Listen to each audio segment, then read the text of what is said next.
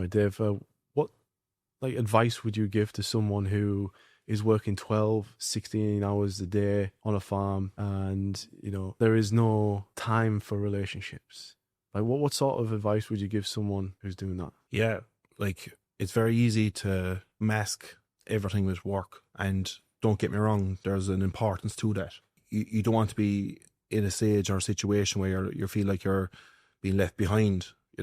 We've a big issue with guys that come to us that they're in their late 20s, early 30s, and they feel like they should be married at this stage because that's the generational way they think, because their mother and dad got married young, etc. And that's the way it is. And then from a country setting, there's loads of, voices in their ears saying, oh, why aren't you married already? Or why aren't you settled down?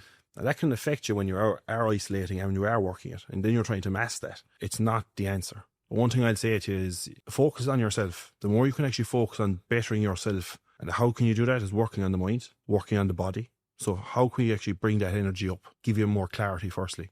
Because when you're down here, it's very hard to see any positivity. So get the food right, keep it very simple. Anyone that's farming is very, very busy. You've plenty of time to move, do steps, etc. Right? When you start building that momentum, because sometimes you just have to build that momentum firstly. And when you start to raise that frequency an awful lot better, then you can actually get perspective. How can you get perspective? Is actually journaling, debunking the mind, being able to put how you're feeling on paper right now, right? Because it's not staying here. The more we can actually do that, the more perspective you'll have. Then you'll go through a couple of days or a couple of weeks and you say, geez, I'm not overthinking anymore. That's going to raise your environment of everything around you. Right? And that's the most important thing. Then you won't be worrying as much about the relationships. You won't be worrying about what people are saying because you're focusing on you. And usually when you can put that positive energy in yourself, you'll get that back. And relationships, good things happen, etc. will come.